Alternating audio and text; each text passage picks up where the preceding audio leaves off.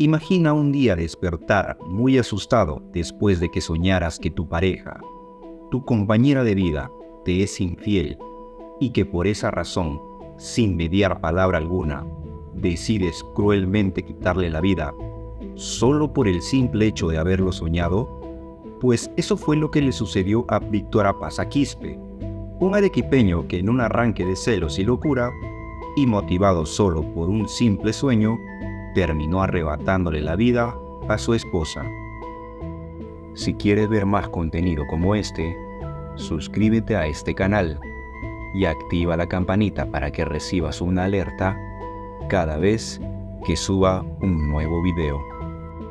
Actualmente, pensar en la pena capital para ciertos delitos todavía causa cierto rechazo en algunas personas que consideran que un ser humano no puede decidir sobre la vida de otro. Además, claro, de cuestiones morales y religiosas. Pues bien, hasta hace algunas décadas, este castigo en el Perú era legal para aquellos que cometían los crímenes más execrables que la sociedad pudiera imaginar. En esta ocasión, les contaré la historia de Víctor Apaza Quispe. Víctor era un arequipeño que desde muy temprana edad, al dominar muy bien el idioma quechua, idioma oriundo del Perú profundo, le sacó mucho provecho, ya que durante su juventud pudo trasladarse hasta la ciudad de Puno, en donde gracias a sus estudios eclesiásticos se autoproclamó como un pastor en una pequeña iglesia por muchos años. Luego de haber estado predicando en diferentes iglesias, decidió volver a su ciudad natal, Arequipa, para así formar su familia y poder trabajar en algo diferente. Aunque muchos pensaron que ya se había alejado de la religión, algunos pobladores afirmaron que era bastante común ver a Apaza Quispe en cuanta procesión saliera por las principales calles del distrito arequipeño de La Joya. Fue que en uno de esos eventos católicos conoció a la que se convertiría en la madre de sus hijos, Agustina Belisario Capacoila, una joven arequipeña que, endulzada por el amor que también sentía por Víctor, terminaron casándose en una pequeña ceremonia. Al tener conocimientos en carpintería, Víctor logró construir una pequeña casa en el distrito de La Joya para que de esa manera pueda vivir junto a sus dos hijos. Con el pasar del tiempo, su fe se fue volviendo casi en fanatismo religioso, al grado de obligar a los que lo rodeaban a practicar su religión con la misma intensidad con la que él lo hacía, llegando al punto de someter a duros castigos a sus familiares y amigos que él creía que habían cometido diversos pecados, cosa que llegaba a incomodar a su propia familia por el trato violento que tenía hacia ellos. Fue que, durante un viaje que Víctor realizó a un pueblo cercano por motivos laborales, una noche después de un arduo día de trabajo, por el cansancio, se quedó profundamente dormido. Es en ese momento en el que comenzó a soñar que su mujer le estaba siendo infiel con otro hombre. Muy asustado y desesperado, se despertó y, sin pensarlo, rápidamente regresó a su pueblo. Poco a poco, al acercarse a su domicilio, logró ver a lo lejos a su esposa, que se encontraba en la puerta de su vivienda conversando con otro hombre. Después de aquella imagen, la pareja protagonizó una acalorada discusión en plena calle. Agustina, desconcertada por lo que Víctor le reclamaba y por tratar de explicarle lo sucedido, no encontraba cómo lidiar con su violenta actitud. Por eso, al tratar de defenderse, agarró una piedra que se encontraba en el suelo y trató de golpearlo, pero este, al notar el ataque, sujetó el brazo de su pareja y de un certero golpe en el rostro, la hizo caer al suelo. En un arranque de ira y cólera, Víctor comenzó a golpearla varias veces en el rostro, con la misma piedra que Agustín había agarrado. No fue sino hasta varios minutos después que se dio cuenta de lo que había hecho. Preso del miedo, fue en búsqueda de sus herramientas y comenzó a cavar un gran agujero con la finalidad de esconder el cuerpo. A los 2 días siguientes, el 25 de enero de 1969, Víctor Apaza acudió rápidamente al puesto de control del entonces Guardia Civil de La Joya para denunciar la desaparición de su cónyuge, Declaró que el 23 de enero, al retornar de su trabajo, se dio con la sorpresa de que su esposa no se encontraba en su hogar, y después de haber buscado en diferentes lugares, no pudo encontrarla. Desde un inicio, el efectivo policial encargado de recibir la denuncia, al hacer uso de su intuición policial, notó muy nervioso a Víctor y apuntó a que podría ser el principal sospechoso de la desaparición de Agustina, pues en sus investigaciones pudo conocer que Apaza no tenía muy buena reputación con el pueblo. Pero aún así, la policía, con el apoyo de algunos vecinos de la zona, emprendieron la búsqueda. El 2 de febrero, cerca de una antigua estación de trenes, encontraron enterrados un pico y una pala, las cuales fueron reconocidas por un vecino como propiedad de Apaza. Al inicio, Víctor negó que las herramientas encontradas fueran suyas.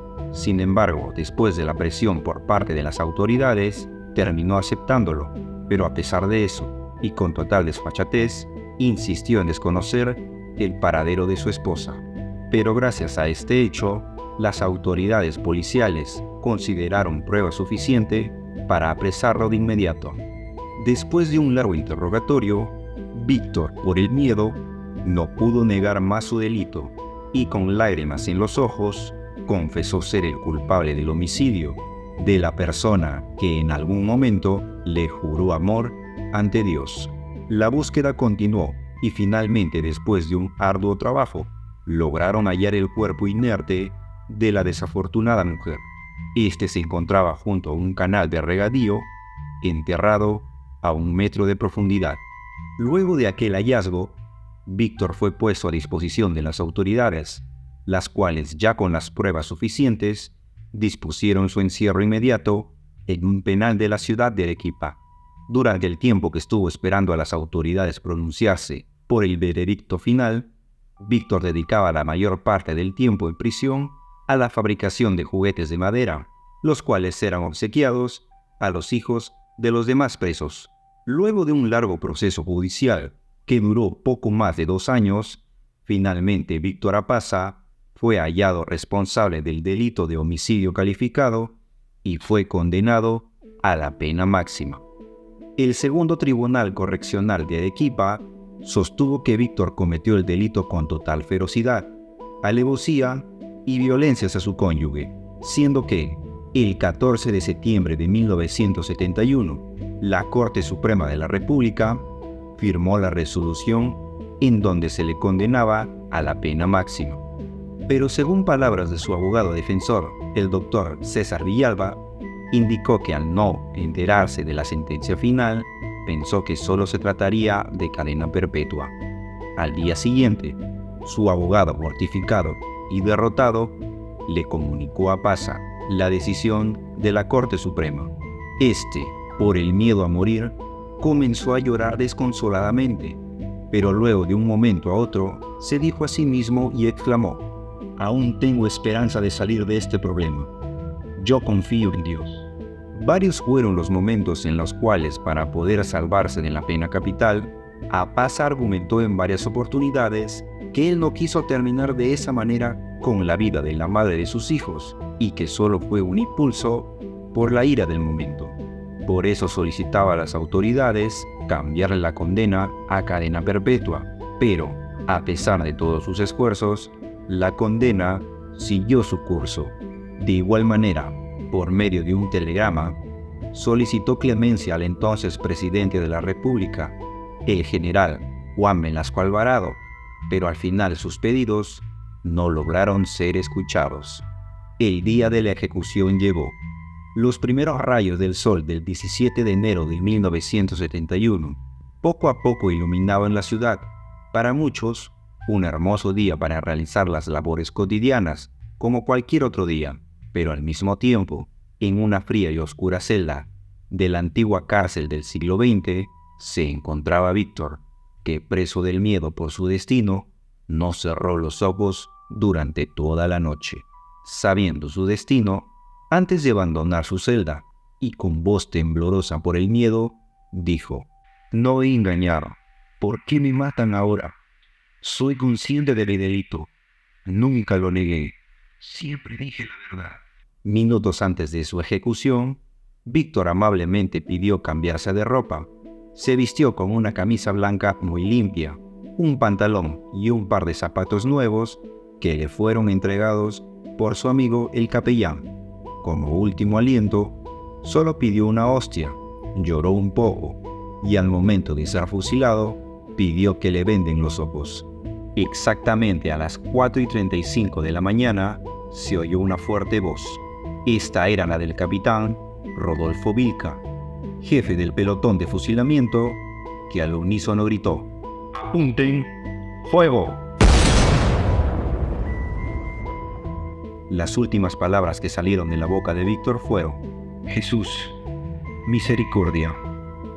Al finalizar, el capitán fue a verificar el cuerpo de Víctor y para asegurarse de que se cumplió con la orden, le dio el tiro de gracia en la frente, consumando el acto.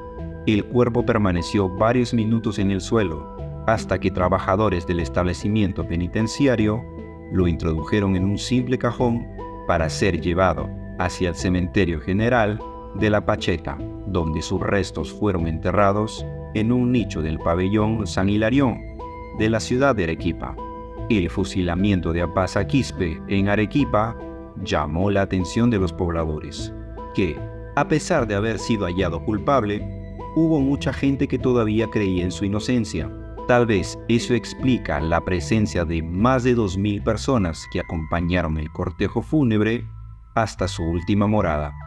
Pero lo que resulta más irónico de esta historia es que tras la muerte de Víctor Apasa, tan solo 5 días después, el gobierno de turno del general Juan Velasco Alvarado decidió abolir la pena de muerte en todo el Perú. Es por eso que Víctor Apasa Quispe fue el último reo condenado a muerte en el país, muchos años después de sucedido este hecho, y con el pasar del tiempo, curiosamente mucha gente inició un culto en torno a su memoria, a tal punto de considerarlo como un santo popular, la mayoría por mujeres en condición humilde, las cuales se acercan silenciosamente hasta la tumba de Víctor Apasa para hacerle peticiones y dejarle obsequios por haberles realizado un milagro. Algunas personas incluso le lloran, pidiéndole desesperadamente un favor a quien, en los últimos tiempos, se ha convertido en la esperanza de los más desdichados.